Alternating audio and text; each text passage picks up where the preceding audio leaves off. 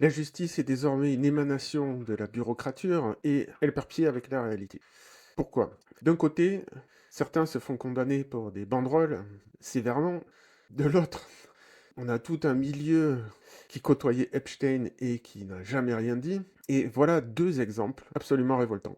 Donc ce monsieur, Nicolas Jeannetet, a été condamné, condamné à 18 mois de prison avec sursis, donc à rien, pour détention d'images pédopornographiques, mais ça n'empêche pas de conserver son siège au conseil municipal de Paris. Alors déjà, je trouve choquant que la justice ne l'oblige pas à démissionner, mais deux, ses collègues, quoi, ses collègues.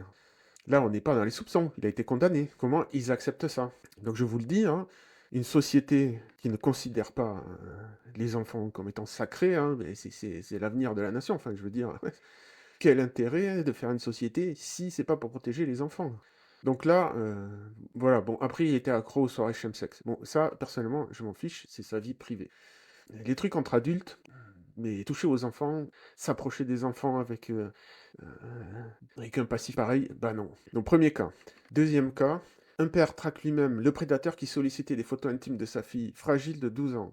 Le père découvre les échanges et va porter plainte. Sa fille, déjà fragilisée par le décès de sa mère, tente de mettre fin à ses jours, il la sauve in extremis.